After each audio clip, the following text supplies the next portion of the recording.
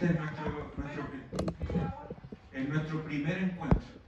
Sí, yo durante mucho tiempo pensé que no había nadie más como yo en Chile, y por esa casualidad de la vida me enteré que sí, había más como yo.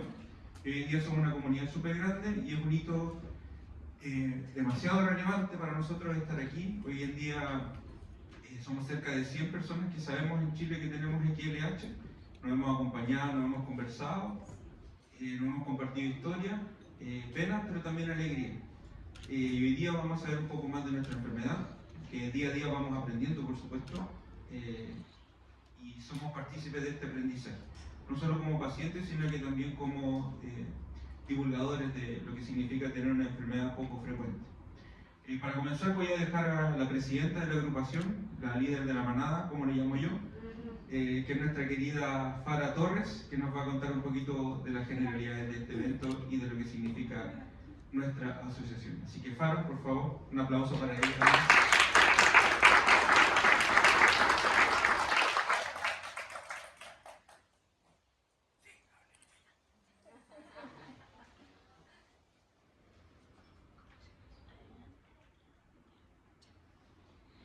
Hola a todos, buen día, gracias por estar aquí, por regalarnos parte de su sábado. Para nosotros es súper importante y estamos súper contentos de haber podido lograr este primer encuentro, ya que lo estamos soñando hace mucho tiempo.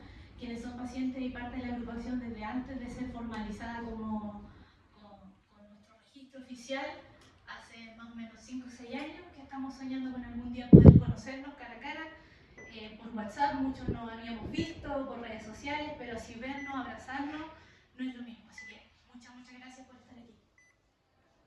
Alguna información en general sobre la reunión, yo no me voy a aburrir, va a ser cortito esto. Contarles que este es el Salón Canelo, donde se va a llevar a cabo las charlas, ¿ya? El encuentro en sí. Y también está el Salón Linda, que está al lado, en donde están los niños. Van a estar 2 terapeutas ocupacionales con ellos durante todo el día, con los que son menores de 14 años, porque sabemos que hay niños más grandes y que pueden estar acá tranquilamente escuchando, así que no hay problema que estén acá. Eso. Igual para los coffee break y para el almuerzo nos vamos a juntar con los niños también, así que no hay problema. Algunas recomendaciones generales es idealmente tener el celular en modo silencio. Todos sabemos que es importante tener respeto por las presentaciones de los médicos y todos los que estén aquí exponiendo. A nadie le suena el celular porque quiere, pero de repente se nos olvida, así que idealmente mejor asegurarnos que está en silencio. La vía de evacuación es esa puerta de allá donde está el letrero verde, y en caso de que algún paciente o alguna persona que esté actualmente en la reunión se sienta mal, por favor ubique a Javier. Tenemos aquí un profesional de la salud que nos puede acompañar en este proceso. Así que Javier, levante la mano. Él es, por si no lo conoce, si alguien se siente mal, ahí. Ahí, él es. Aquí un ejemplo de las credenciales. No sé si se habían dado cuenta, pero hay una distinción entre las dos credenciales. Esta credencial desde acá, que es la de la Viole, tiene un cromosoma X aquí. Esto no estamos discriminando a nadie, solamente es para que noten que la credencial que tiene X son pacientes. Los que no tienen nada, como la mía, somos acompañantes. O sea, hay muchos de acá que nos hemos visto por redes sociales, insisto, por WhatsApp, pero no nos habíamos visto cara a cara, entonces son más fáciles que están preguntando, ¿tú eres paciente o no? Ahí está, así que lo puedes comprobar mirando la credencial. Estamos registrando en la reunión, estamos grabando un video que luego vamos a subir a YouTube. Está José ahí sacando imágenes, registros de toda la presentación, de todo el encuentro. Después los vamos a compartir con todos. Si usted quiere sacar fotos, subir a redes sociales, a Instagram, donde sea, por favor ocupen ese hashtag. ¿Ya?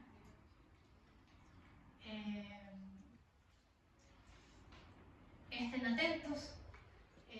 Intenten preguntar todo lo que quieran, tomen nota, hay un blog de notas, porque de repente puede surgir una pregunta cuando están hablando, la notan y después la pueden hacer al final. Intenten sacarle el máximo provecho a esta reunión. Esta reunión está hecha con mucho cariño de nosotros para nosotros, así que oficialmente bienvenidos al primer encuentro paciente de XLH Chile.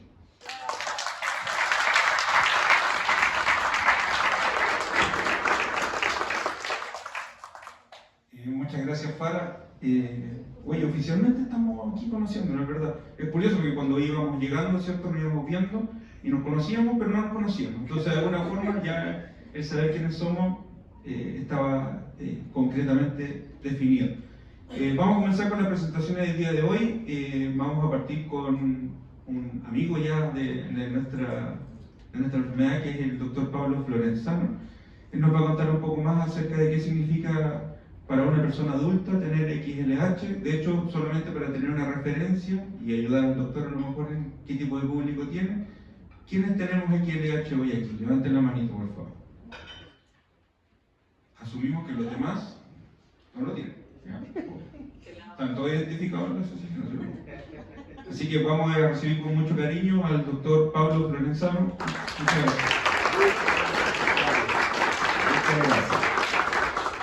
Muchas gracias a todos por la invitación y quería partir felicitándolos porque es bien impresionante lo que han logrado, digamos, desde hace unos años que nos conocemos, digamos, a muchos de ustedes y que cada uno estaba por separado y cuando conversábamos, digamos, si alguien más en Chile tenía esta enfermedad, yo les decía que sí, pero que no había una forma de articularlo porque por supuesto cada uno tiene su derecho a la confidencialidad y a no compartir información con las demás personas, pero me daba muchas ganas de decirles sí, conózcanse, interactúen, porque en esta enfermedad infrecuente es muy difícil, digamos, lograr que el entorno llegue a entender de alguna manera lo que ustedes están viviendo.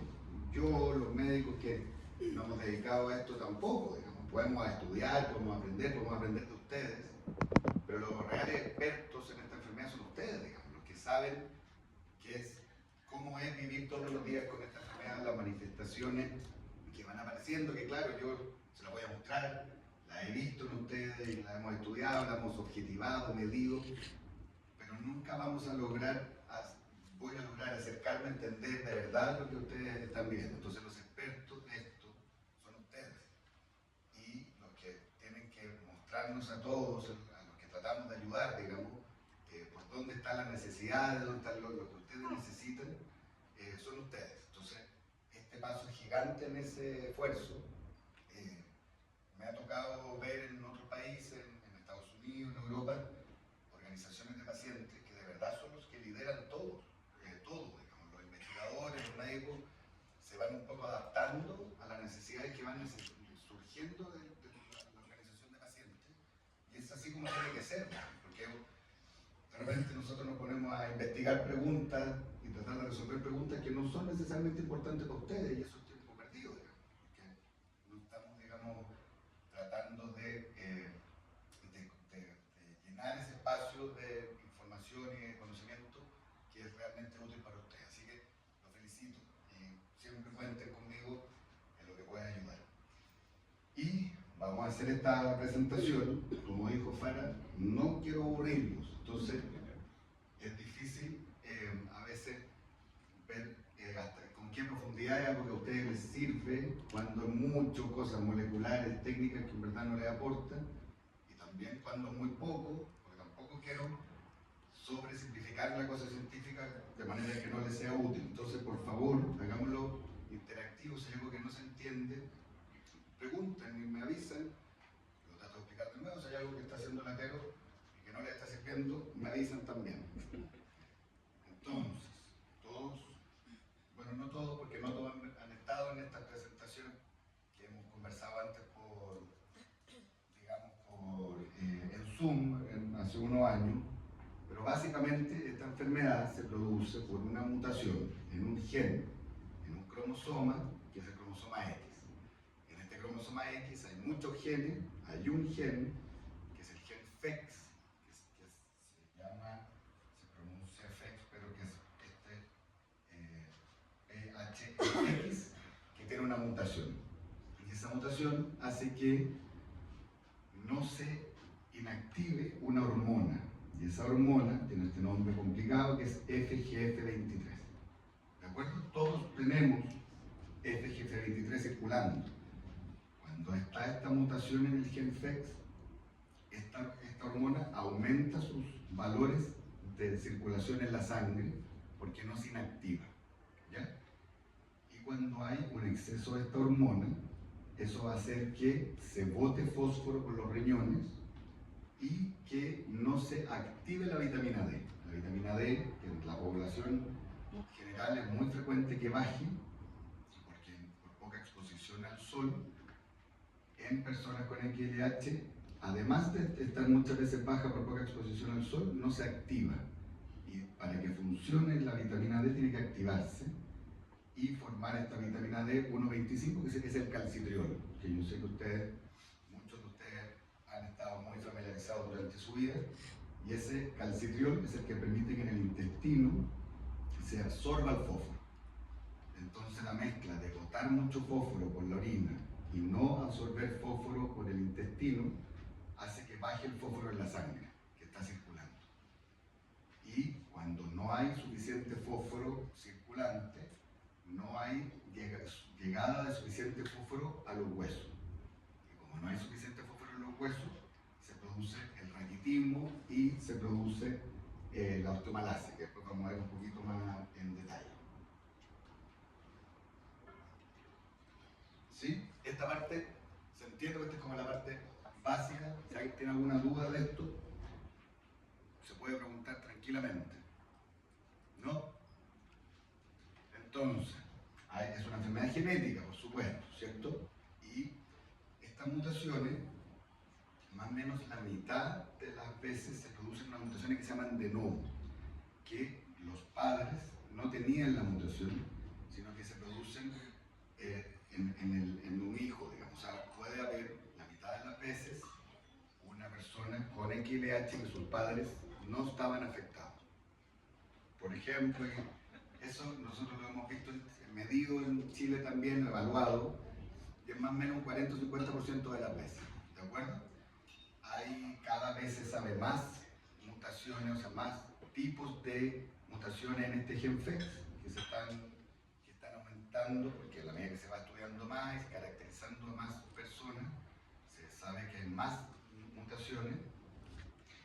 Ya, y está este concepto que suena muy complejo, que es correlación genotipo-fenotipo, que no existe realmente en XLH. Lo que quiere decir eso, en otras enfermedades uno sabe que cuando hay una mutación específica, se va a asociar a una manifestación de la enfermedad muy grave, por ejemplo, en contraste con otra mutación que puede manifestarse por una enfermedad leve.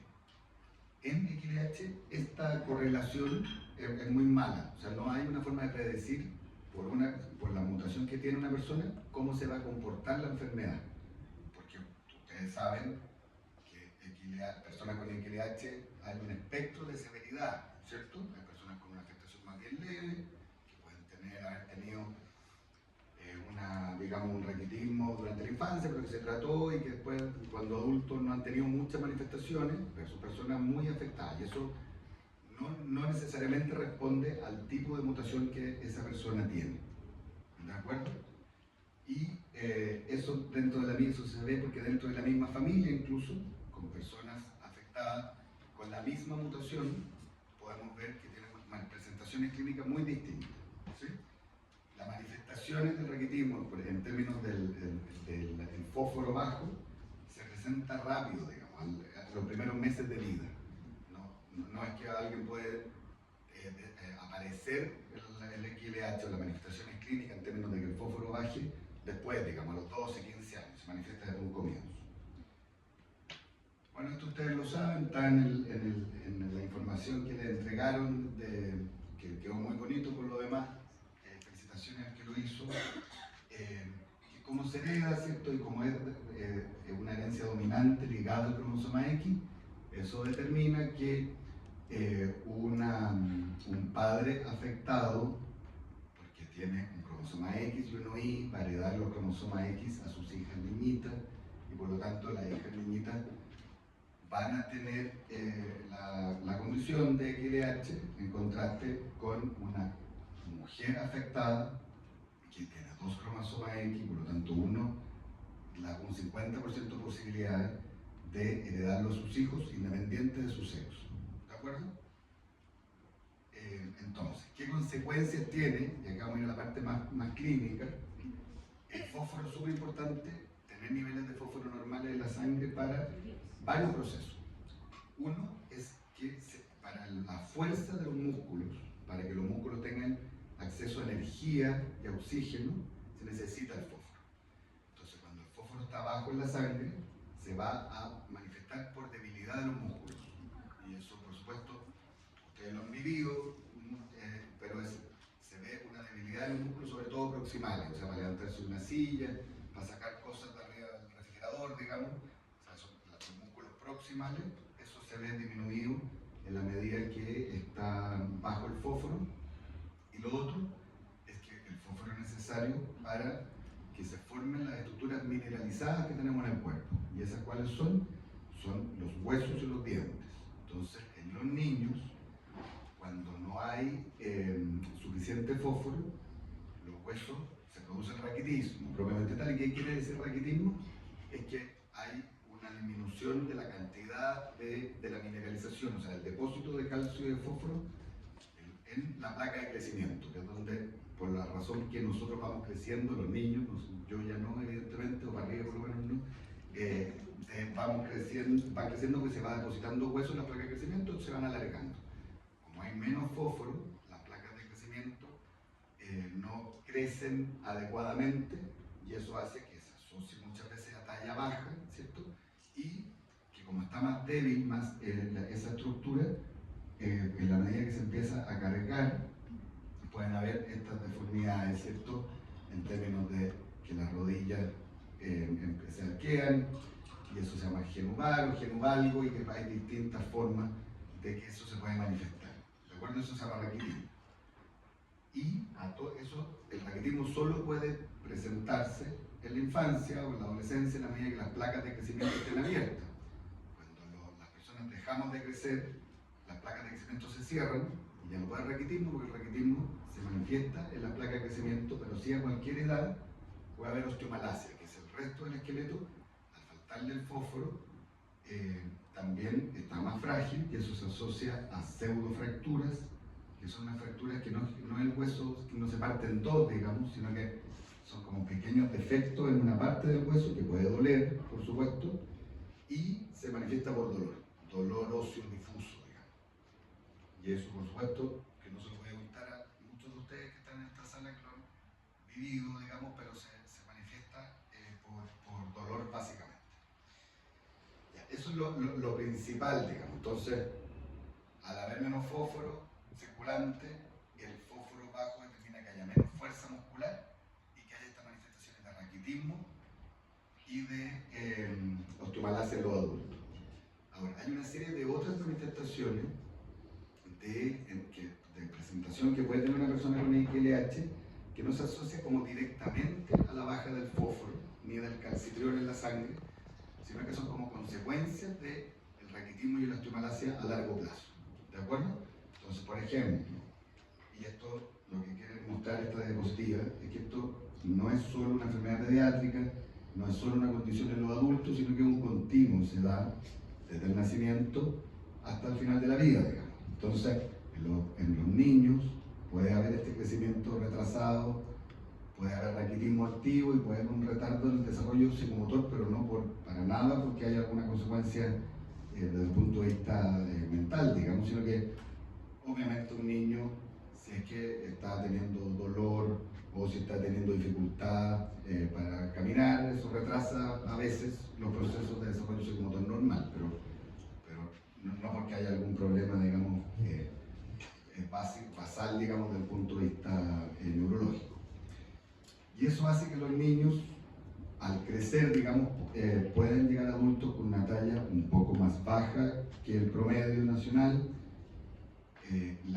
Los dientes, por supuesto, cuando también son estructuras mineralizadas y pueden tener una capa de tejido mineral más, digamos, delgada, y eso hace que sea más proclive a tener abscesos dentales y que un diente que tuvo un absceso dental es más probable que a la larga se pierda. Y eso, entonces, es las manifestaciones de los dientes. Y en los adultos se agregan consecuencias de estas alteraciones de la estructura de las extremidades, así que se carguen las articulaciones de una manera distinta a lo que es habitual. Y eso hace que se presente artrosis, ¿de acuerdo? La artrosis que se desgastan las articulaciones, básicamente, y cuando una articulación, o sea, cuando una extremidad, una pierna, por ejemplo, no está bien alineada, se va a cargar de una forma simétrica distintas partes de esa articulación, pensemos en una rodilla. Y si esa rodilla se está cargando en forma asimétrica, la zona que se está cargando más se desgasta antes, ¿cierto? Y eso se manifiesta por artrosis. Y algo que se ve muy frecuentemente, ¿cierto?, es artrosis importante en gente joven y es una consecuencia muy importante de la enfermedad que hay que prevenir. Digamos, cuando hablemos de tratamiento, vamos a hablar por qué es muy importante llegar antes que se desarrolle la artrosis, muy importante. Y hay calcificaciones, y esto todavía no sabemos bien por qué se produce, porque claro, es como paradójico que no se calcifiquen bien los huesos, pero que sí se calcifiquen en exceso los tendones y los ligamentos. Y eso hay teoría, pero yo les diría que todavía no se sabe bien por qué pasa, pero básicamente se calcifican los ligamentos que rodean a la columna y a la médula espinal, y la zona donde se insertan los tendones en los huesos.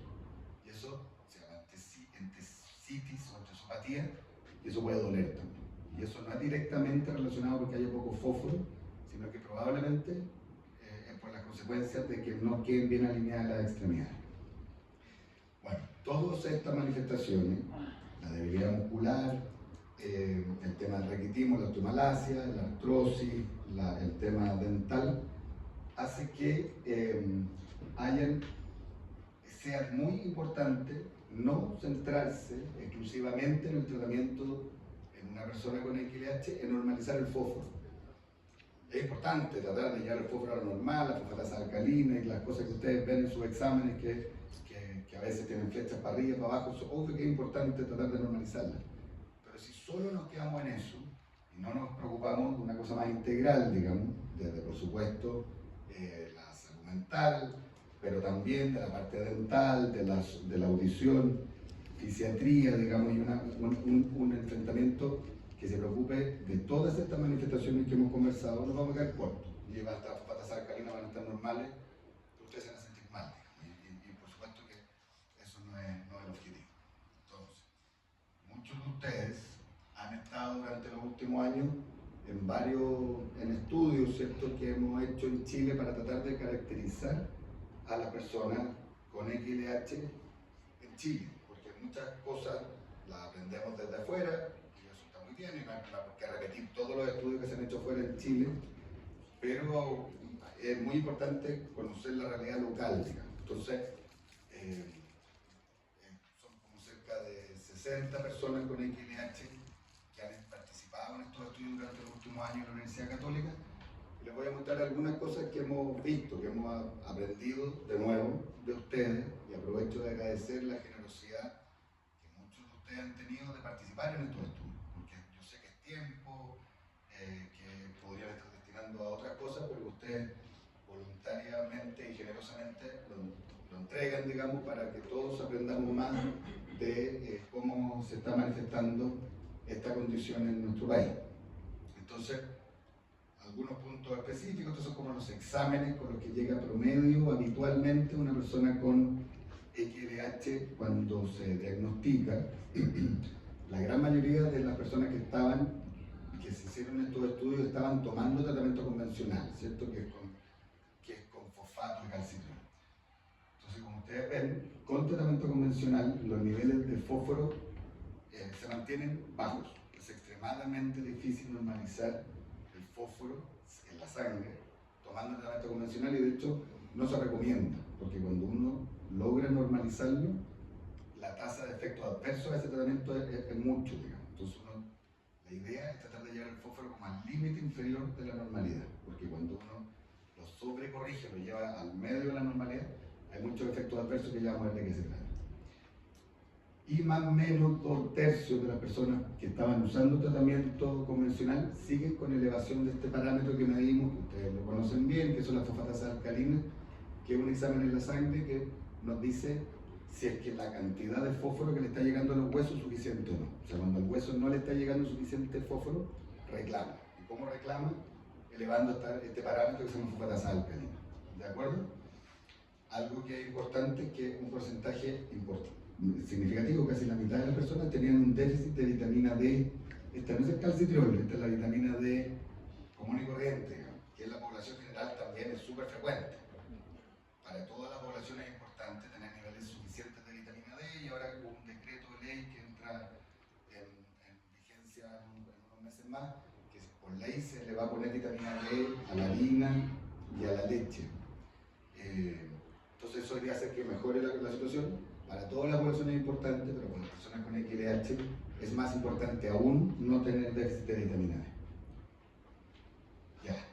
Estas son las manifestaciones que ya no dependen solo de los niveles de vitamina, de fósforo y de calcitriol, y que son las condiciones que son propias de los adultos. En algún minuto de la transición de la infancia a la adultez aparecen, pero que son súper importantes de prevenir, que son, digamos, las consecuencias que deja el no alineamiento correcto de las extremidades inferiores. Estas como pequeñas calcificaciones que aparecen en los sitios donde se inserta un tendón en un hueso son la entesopatía. Y, de nuevo, no les voy a contar a ustedes cómo duele eso. Y eso, cuando se manifiesta, al igual que la artrosis, que ustedes... ¿Qué cosa? Claro, la artrosis es que se desgasta la articulación. Y acá, si vamos, voy a llegar al tiro de la entesopatía, pero acá debe haber un espacio entre una articulación entre dos huesos, entre el fémur y la tibia, y hay un espacio. Cuando se pierde ese espacio, empiezan a chocar, a articular hueso con hueso, por decirlo de alguna manera, y eso duele mucho. Y acá, yo sé que no se nota tanto, digamos, pero ese cachito de ahí es que se calcifica donde entra un ligamento al hueso. Si ustedes se tocan el tendón de Aquiles, es un tendón que se inserta en un hueso. Eso se inflama y se calcifica, y eso duele mucho. Y probablemente eso son consecuencias de que no queden bien alineadas las extremidades.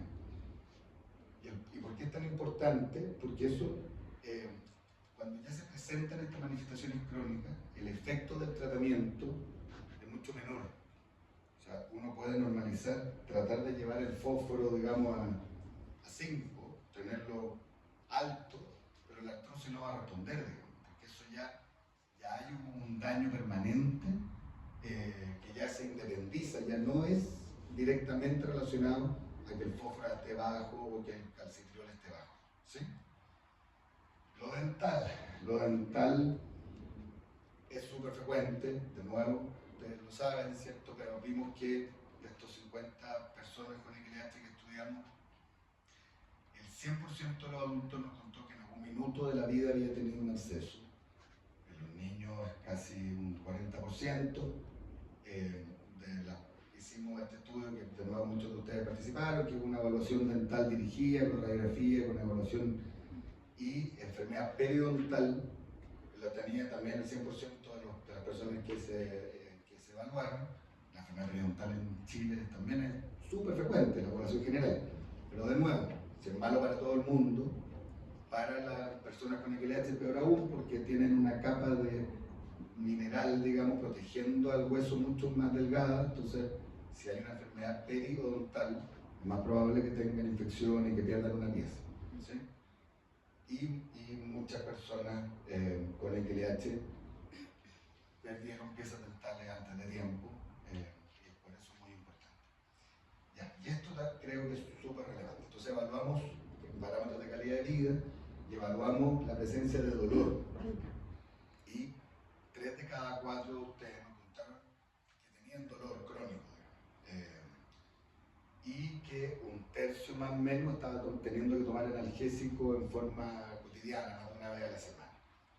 Y que este dolor no solo había presencia de dolor, sino que era un dolor que interfería con las actividades de la vida diaria, y que eso afectaba de alguna manera el ánimo, el trabajo, la capacidad de trabajar y la calidad del sueño. ¿De acuerdo? y más o menos el 50% de las personas que evaluamos tenían una limitación en la actividad física. O sea, eso se evaluó con un test de caminata, que es una cosa como estandarizada, que es caminar en 6 minutos una cierta cantidad, la mayor cantidad de metros que se pueda, y eso se compara con parámetros de personas, digamos, no afectadas, y más o menos la mitad de las personas con XLH tenían una afectación. Entonces, esto es súper importante que ustedes, digamos, como pacientes, como familia de los pacientes, se empoderen y le pidan a sus médicos, busquen acceso a un buen tratamiento en términos del dolor, ¿de acuerdo? Porque ni el fósforo, o sea, el fósforo y el calcitriol o purosumab tienen un efecto sobre el dolor, sin duda. Pero de nuevo, hay cosas que ya no van a depender de los niveles de fósforo. La artrosis no va a responder a que normalicemos el fósforo, y es súper importante, en el fondo, buscar como objetivo manejar bien el dolor, porque eso tiene una importancia muy significativa en términos de la calidad de vida.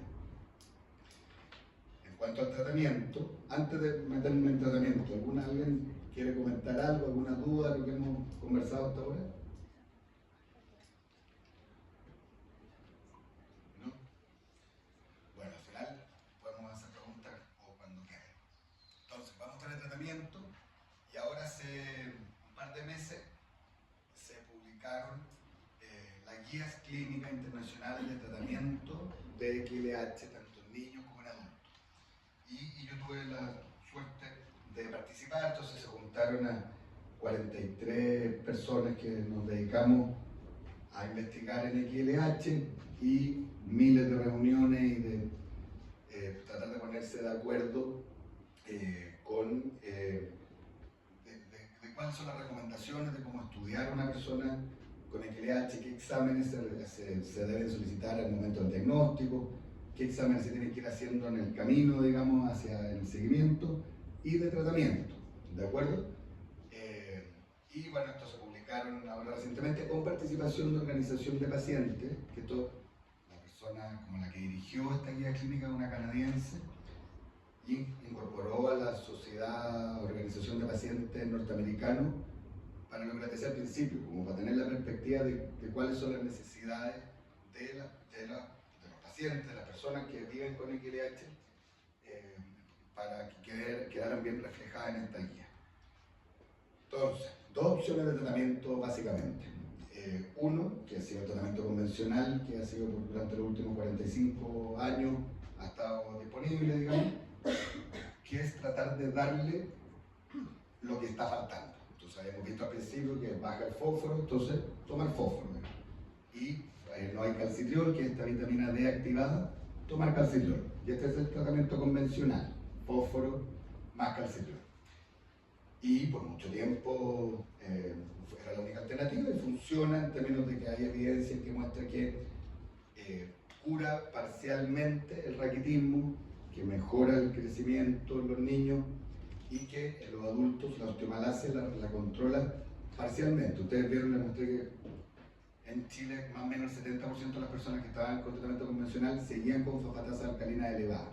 Entonces sirve, pero es raro, no es bastante infrecuente que alguien esté con fosfatasa alcalina normales, reflejando que la mineralización de los huesos está normal, solo con tratamiento convencional. Y la pregunta es ¿cuándo? ¿Cierto? O sea, ¿cuándo se debe tratar? Porque, y la guía, en el fondo, lo que damos es que el niño siempre, ¿de acuerdo? O sea, todo niño debe estar en tratamiento siempre con fármacos para el XLH. Y vamos a hablar después de Borusumab, pero básicamente algún tratamiento, ¿de acuerdo? O sea, no deberían haber niños con XLH que no estén recibiendo tratamiento. ¿Y por qué? Porque tiene un impacto sobre la talla final y tiene un impacto sobre el alineamiento de la extremidad inferior, que queden bien alineados, que ya dijimos que es un factor súper importante para la calidad de vida después de adulto. En los adultos hay un grupo de personas adultas con XLH que no tienen dolor, que tienen fosfatasas alcalinas normales, que no tienen estas pseudofracturas que les mostré en la radiografía, y que no tienen que hacerse un procedimiento quirúrgico luego. esas personas podrían estar sin tratamiento. Desde el punto de vista, no, tratamiento estoy hablando de fosfato más calcitriol o burosumab. Pero el tratamiento, por supuesto, del manejo del dolor, la quimioterapia y la actividad física tiene que estar igual, digamos, pero de manejo farmacológico, ¿de acuerdo? ¿Cuál es el problema cuál es el problema del tratamiento convencional? Y me da un poco de vergüenza contarles a ustedes los problemas del tratamiento convencional cuando muchos de ustedes lo viven o lo vivieron todos los días, pero para los que no, para los familiares, digamos, que también lo vivieron, viendo cómo se tomaba la sal de fosfato hay que tomársela por lo menos, idealmente 5 veces al día, ¿cierto? Y lo que implica tomar un fármaco 5 veces al día, interrumpiendo la jornada, lo que están haciendo, y muchas veces se asocia a síntomas gastrointestinales. Y eso puede ser dolor, puede ser diarrea, y el calcitriol se puede asociar a otras complicaciones porque se absorbe, hace que se absorba más fósforo y también hace que se absorba más calcio. Y el aumento de la absorción del calcio se puede asociar a que se calcifiquen los riñones. Y eso se puede asociar a que fallen los riñones a largo plazo. ¿De acuerdo? Eso son como los efectos adversos. Nosotros cuando les preguntamos a ustedes mismos, vimos que de adultos, inicialmente estaba solo como la mitad en tratamiento. Adultos con XLH en Chile, más o menos 1 cada 2 estaba recibiendo tratamiento convencional. Y sin duda, ya les dije que el 70% estaba con fosfatasa alcalina elevada, o sea, hay un subtratamiento. Hay adultos que debiesen estar recibiendo tratamiento y que no lo están recibiendo. Más o menos la mitad de las personas que estaban en tratamiento convencional dicen que sí tenían síntomas gastrointestinales cotidianos, digamos, o sea que frecuentes. Y esto es lo que les decía, que pese a que la mitad no estaba recibiendo tratamiento, la mayoría estaba, o sea, el 60% estaba con fosfatasa alcalina elevada, 80% decía que tenía dolor, y cuando fuimos a buscar estas fracturas, 1 de cada 4 tenía fractura. O sea, claramente estamos, esto ya tiene un par de años, yo creo que esto probablemente cambió un poco porque hay más conciencia en ustedes, pero estábamos subtratando la enfermedad. Y esto es lo que les decía, los efectos adversos del tratamiento convencional. Encontramos un 15% de personas que tenían nefrocalcinosis, que esto yo sé que no se ve nada, ¿cierto? Pero créanme que es una ecografía de un riñón y que estas manchas blancas son que se va depositando calcio en ese riñón. Eso se llama nefrocalcinosis y es algo que en las personas con tratamiento convencional hay que estar controlando todos los años. Ya. Otro tema del tratamiento, estoy hablando todavía del tratamiento como más convencional, digamos, lo que se ha hecho toda la vida y que se sigue haciendo, la gran mayoría de las personas con LH en Chile. Lo otro es el manejo traumatológico, y esto es más importante en los niños, por supuesto, pero súper importante ser más bien agresivo en tratar de realinear las extremidades inferiores, porque ahí se juega en buena parte el partido en cómo después pueden aparecer las complicaciones que ya hemos hablado, la artrosis, la antisopatía. Entonces muchos de ustedes, la gran mayoría, de excepcionar las personas con XLH que nunca requirieron una cirugía de realineamiento de las extremidades inferiores, ¿cierto?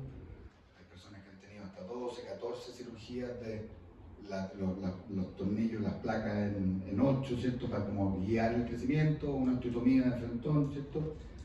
Y eso hay que hacerlo, por supuesto, que no en exceso, pero hay que hacerlo con personas que sepan del tema y tiene un impacto bien significativo en el pronóstico a largo plazo del dolor, sobre todo. Ya, y la novedad, ¿cierto? Que ya no es tan novedad porque está aprobado en Estados Unidos hace 7 años por la FDA, que está como agencia que regula los fármacos y que nosotros en Chile seguimos mucho, es este anticuerpo monoclonal anti-FGF23 o burosumab. Y lo que hace este tratamiento es que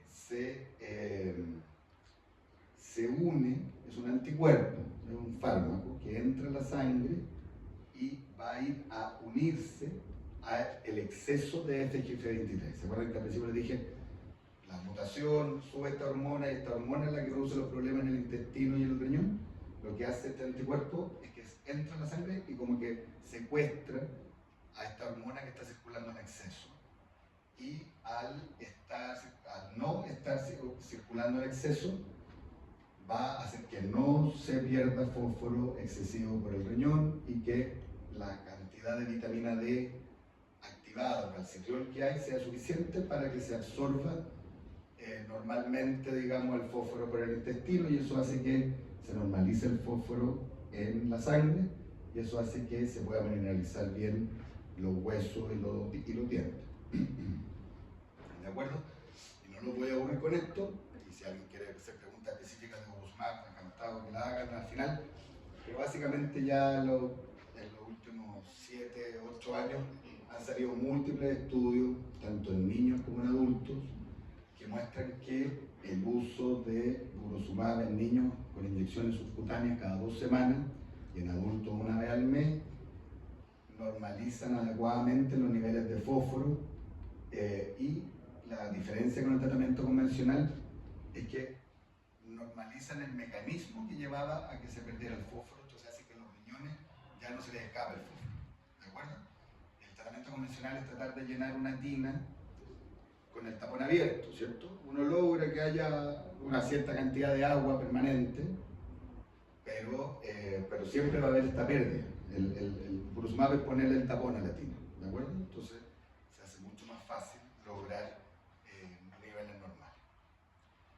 Y eso se ha asociado en niños a que el raquitismo mejora muy significativamente cuando se ve con radiografía, mejora la talla, y mejora la calidad de vida en niños, y en adultos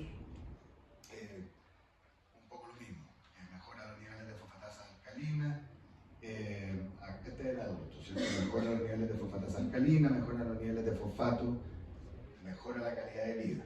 Ahora, y esto es solo un concepto final para terminar, que pretender que el tratamiento convencional o el Burosumab quiten completamente el dolor o las manifestaciones de XLH cuando ya se presentaron estas complicaciones crónicas, no es real. O sea, pensar que el fósforo normal va a mejorar una artrosis no tiene ni un sentido, como si no se le daría fósforo a la gente que tiene artrosis, digamos, por otras razones. Entonces, el tratamiento tiene que ir dirigido a tratar de prevenir estas complicaciones crónicas. No quiero que se queden con la idea que cuando esto ya se presentó no haya nada que hacer, digamos. Por supuesto que se puede hacer, y se puede, como todo el mundo con artrosis, se puede poner una prótesis, cambiar la articulación, o se puede esto infiltrar, o sea, hay cosas que hacer igual. Pero es súper importante un manejo como bien activo, sobre todo durante la infancia y la adultez temprana, para evitar estas complicaciones, de manera de mejorar, digamos, la calidad de vida a largo plazo. Eso, y el mensaje yo creo final, que ustedes tienen que exigirle y pedirle a sus médicos y a sus equipos de salud que el tratamiento de XLH no puede solo ser que les revisen los exámenes, que les diga la fosfatasa alcalina está un poquito mejor que la previa, o peor, sube una cápsula más de fósforo o baja un poquito el calcitriol, y que eso sea todo el control. Ahí estamos mirando un espacio muy limitado de la condición en general, y el enfrentamiento y el tratamiento tiene que ser incluyendo a fisiatras, incluyendo a kinesiólogos, incluyendo la parte de salud mental, que es súper importante, odontólogos, digamos, tiene que ser un equipo multidisciplinario que se haga cargo de todas las manifestaciones del XLH, y no solo del examen y el fósforo dramático, porque si no vamos a andar bien. Eso quería contarles, espero no haberlo aburrido tanto, y ahí está mi correo, yo creo que la mayoría lo tienen. Hola, doctor Matías. Hola. Quiero hacer una consulta. Voy a llevar esto para que tú.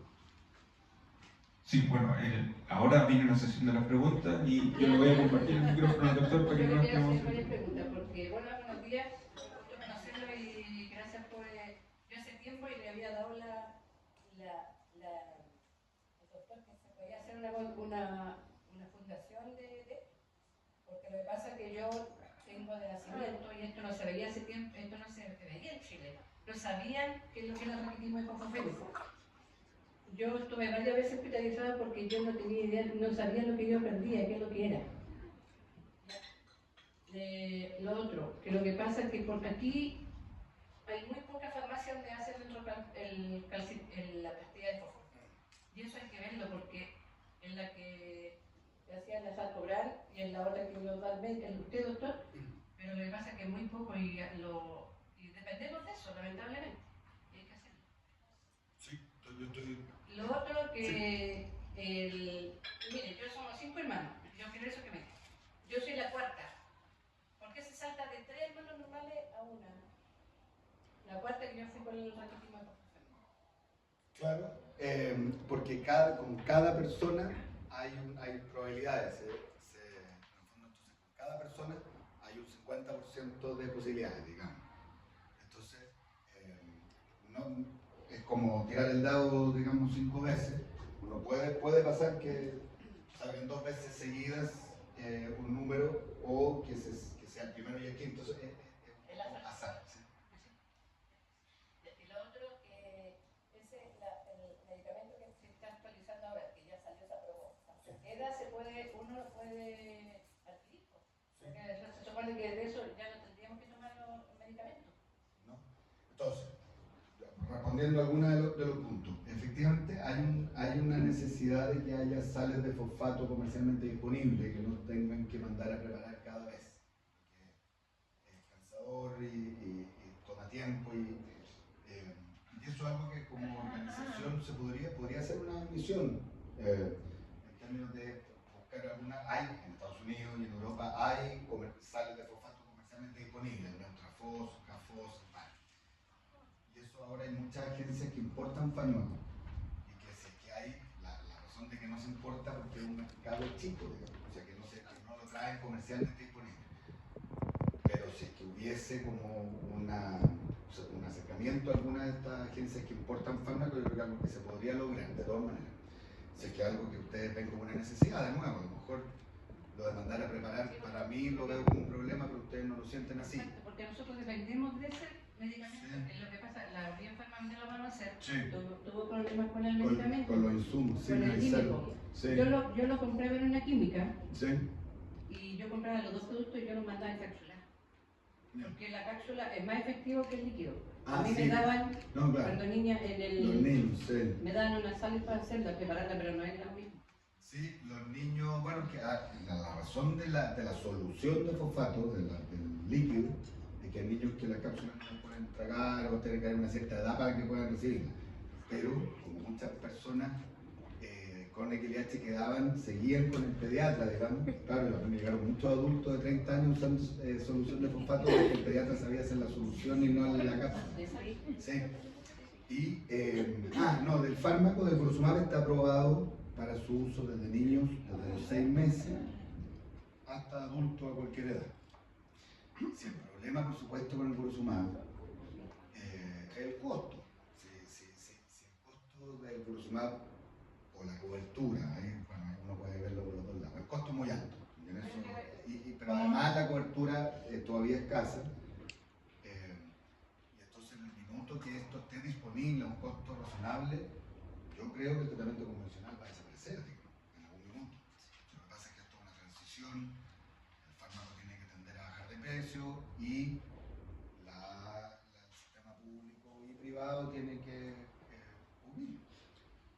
Y eso yo sé que ustedes van a hablar, me imagino, de eso con más detalle, pero yo creo, o sea, es un tratamiento infinitamente mejor que el tratamiento convencional. Bueno, y aprovecharme disculpen, pero yo le quiero dar las gracias a usted porque es una de las personas que se dedicó a nosotros para investigar la enfermedad, porque yo pasé por muchos endocrinólogos y mi hija también, yo tengo mi hija también que tiene raquitismo hipocrónico.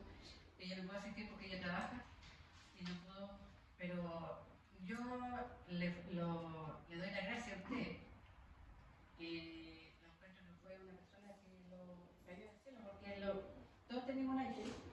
Y lo que pasa con usted, porque hay muchos médicos que no sabían lo que era un raquitismo hipofagémico, y le doy las gracias por reunirlo y luchar por nosotros, porque nosotros ahora entendimos lo que nos faltaba, que es lo que nos pasaba. Y eso es lo más importante, que le doy las gracias por estudiarlo. No, o sea, gracias por eso. Creo que yo trato de aportar, pero esto es de ustedes. Y el mérito de todos ustedes de estar juntos y de estar empujando el buque. Se nos dio el inicio para que hiciéramos esto, porque nadie los conocía. Hay muchos, mire, y la otra pregunta que quería hacer, hay pacientes que no pierden el foco, no pierden el calcio. Yo tengo dos amigos que le falta el calcio en el foco. Sí, es verdad, pero eso se llama raquitismo calciopénico, que son como primos, pero no exactamente la misma enfermedad y no se benefician del uso de Burosumab porque el problema no es la misma hormona, pero las manifestaciones clínicas son parecidas. Sí, es verdad. No, yo creo que hay ahí algo divino. De todas maneras, yo cuando me iba a ir, yo terminé de estudiar endocrinología y quería ir a Estados Unidos a estudiar algo relacionado a hueso. Y terminé en un lugar en Estados Unidos que se estudiaban estas enfermedades relacionadas a FG23. Uno puede decir por intervención divina o por azar, como cada uno lo quiera ver, pero me metí en esto no porque yo dije, estando en la universidad voy a dedicar a XLH, sino que la vida me fue llevando para allá, así que puede haber ahí algo. Es interesante porque hay muchos médicos, mi hija tuvo un dentista que también estudió la parte de raquitismo porque le pasaban tantos problemas de la parte de Claro. Sí, eso es lo otro, que hay que tratar de armar equipos porque, y no por ignorancia, si yo hay miles de enfermedades que no sé nada, o sé, estudié en la universidad hace 20 años entonces yo sé que a ustedes les pasa muchas veces que llegan a una persona, le dicen tengo raquitismo hipofosfatémico y que así disimuladamente se meten a Google a mirar de qué se trata. Y es entendible, digamos, si es una enfermedad infrecuente.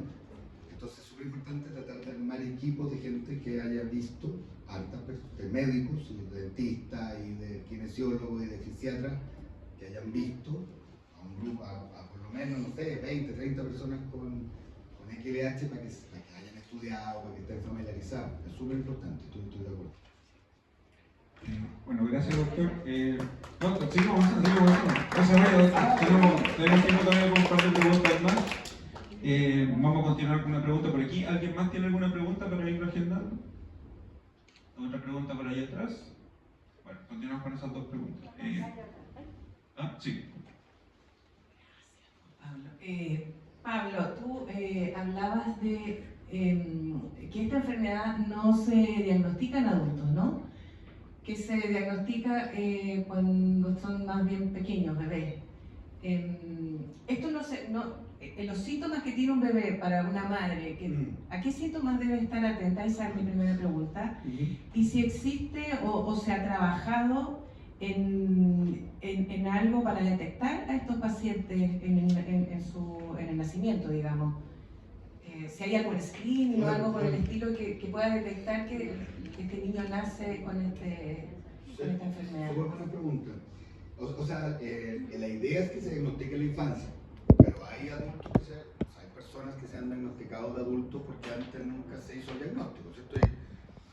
Hay personas en Chile, digamos, que se han hecho el diagnóstico a los 27 años, que las manifestaciones en la infancia se interpretaron, porque por ejemplo, el gen uvaro, esto de la rodilla arqueada, se da también, hay gen uvaro en la población general, que no es un problema del fósforo, sino que es un problema puntualmente de la rodilla, entonces que se puede interpretar que nadie miró y que hay debajo, digamos. Entonces, la respuesta es sí, el diagnóstico debiese ser de niño y ojalá lo antes posible para poder partir el tratamiento, pero lamentablemente por desconocimiento todavía a veces el diagnóstico se retrasa y se diagnostica muy tardíamente.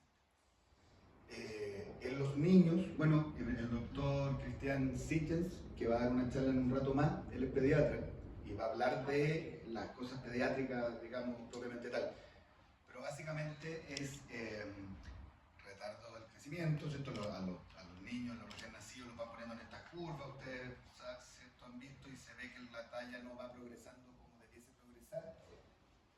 Puede haber dolor, en los niños se manifiesta por irritabilidad, por llanto, muy frecuente, y en la medida que empiezan a cargar las extremidades, empiezan a gatear o a dar paso, se empiezan a arquear, porque es la misma fuerza.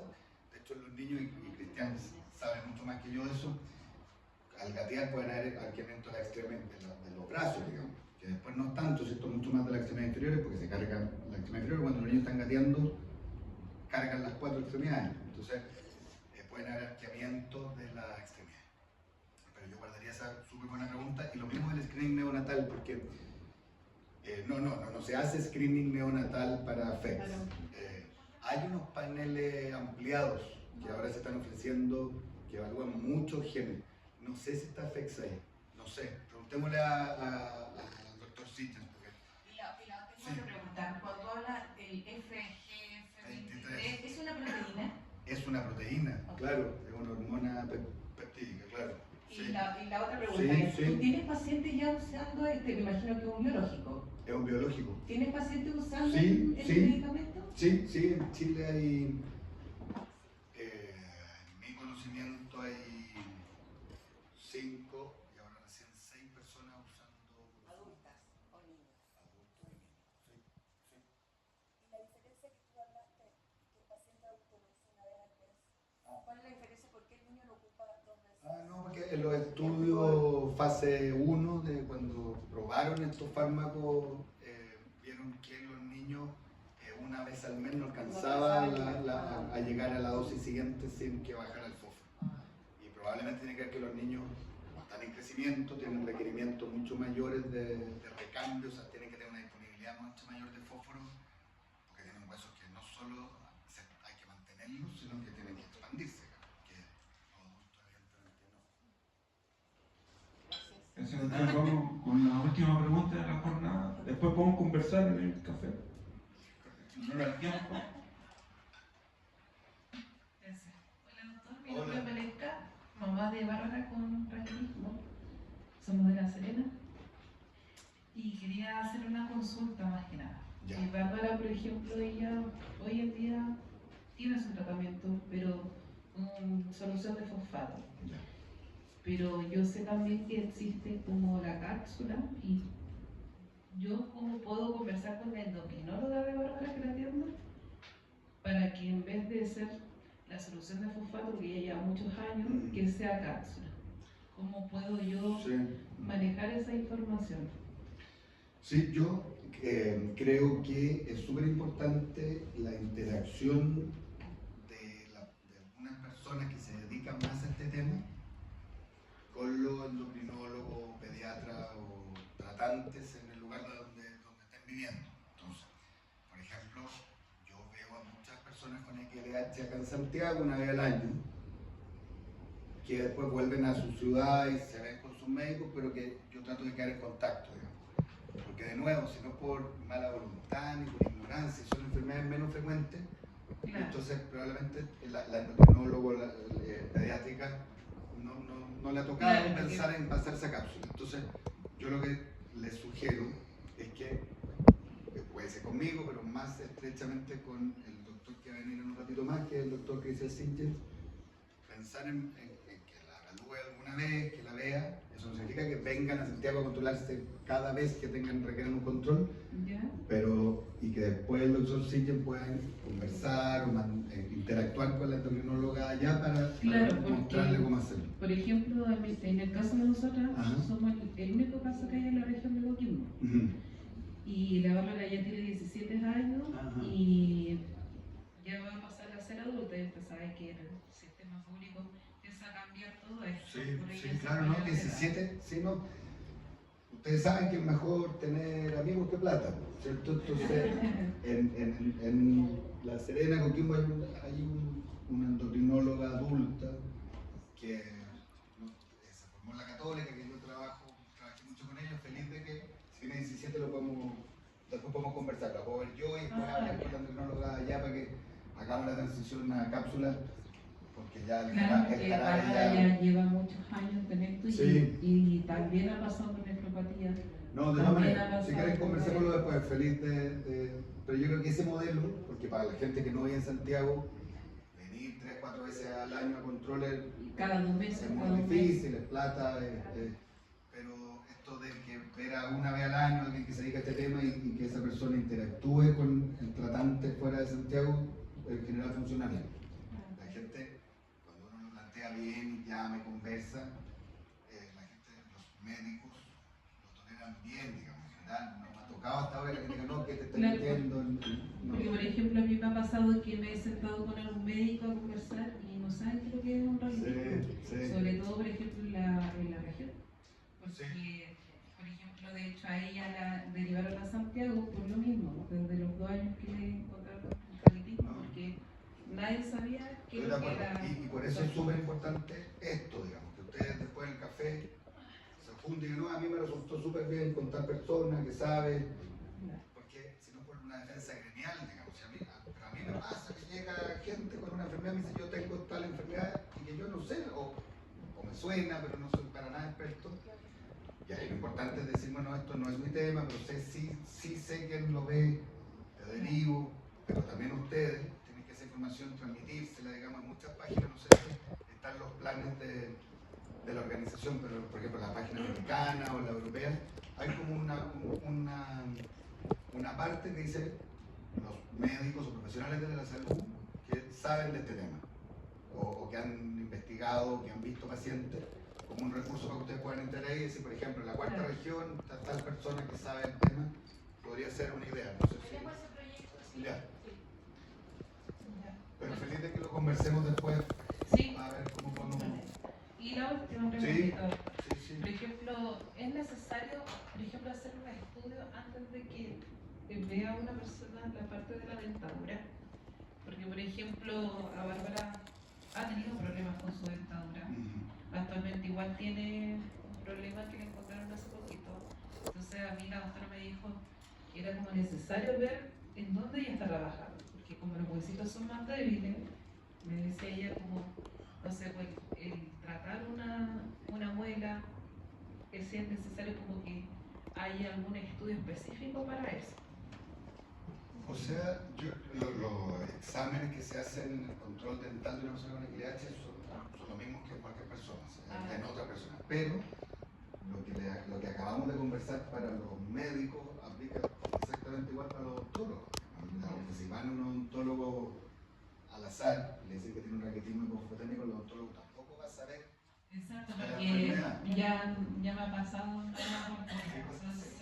Claro, entonces el concepto es un poco el mismo. ¿Sí? El médico, odontólogo, fisiatra, otorrino, en este lugar de personas que saben del tema, hay que no solo el elemento médico, sino que los profesionales de la salud.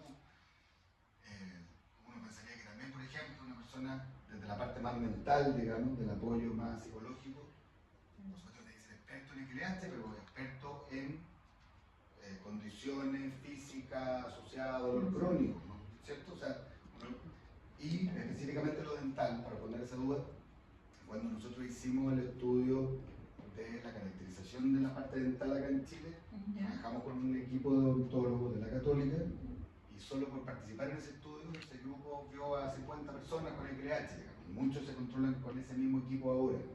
Entonces, de nuevo, no es para que venga Siempre. 4 veces al año a ver al odontólogo a Santiago, pero sí una vez que el odontólogo puede interactuar con la persona de La Serena. Claro. ¿Se entiende? Sí, yo creo que el modelo para distintos profesionales de la salud es un poco el mismo, el que hay que optar, creo yo. Un poco realista que venga todo el mundo a Santiago a verse cada Es vez. que sería lo ideal porque, por ejemplo, yo creo que a muchos nos pasa eso. Preferimos venir a Santiago porque hay más especialistas a estar en la región. Sí, yo estoy de acuerdo, pero creo que hay una cosa en la mitad, un modelo híbrido de poder interactuar con la persona local. Tiene que ser la persona correcta, ya también hay gente que no quiere escuchar, que no le interesa, Exacto, pero uno sí. puede buscar. Y hay Hasta doctores ahora que le dicen, no sé, yo no entiendo esto y buscan un especialista. Yo creo que eso es una buena respuesta, pero no busca tú, sino que yo te voy a tratar de ayudar. A mí me a ha que- pasado por lo menos. Pero que tú eso mejor a que se pongan a hacer cosas que no saben, o sea, ¿cierto? Así que eso, gracias. Conversemos después. Sí, bueno, muchas gracias, doctor. Aquí cerramos la ronda de preguntas. No se vaya, doctor, necesito una receta antes de que se No, bueno, nosotros queríamos agradecerle, tal como mencionó ella, usted ha sido muy importante para nosotros y quisimos preparar un pequeño reconocimiento para usted, así que voy a invitar a mi colega de XLH, la señorita Violeta, que nos acompaña aquí. Es un pequeño presente con mucho cariño. Le pido si puede, por favor, sacarlo y mostrarlo para que se saque una foto ahí con la Violeta. Y por mientras, para rellenar, vamos a compartir un café. La idea es que ahí podamos efectivamente conversar. Ojalá que el doctor también se pegue un ratito para que podamos conversar un poco más con él. Y bueno, un poco patúo, yo no soy odontólogo, pero efectivamente en base a la experiencia personal funcionamos igual que para personas normales en la visita al odontólogo, pero los tiempos son más críticos para nosotros. Por ejemplo, es más recomendable para nosotros tener controles cada 3 meses o limpiezas cada 3 meses en lugar de 6. O por ejemplo, cuando hay un implante dental, en lugar de esperar, por ejemplo, un mes, a nosotros sería recomendable esperar a lo mejor 2 meses para poner el implante. O 6 meses, dependiendo del doctor. Nosotros ahí entre ensayo y error ya hemos tenido varias cosas, ya sabemos más o menos cómo funciona eso. Y barato no es, por supuesto. Así que le invito para que pasemos al coffee y volvemos a las 11 o'clock para estar aquí nuevamente y continuando con la jornada.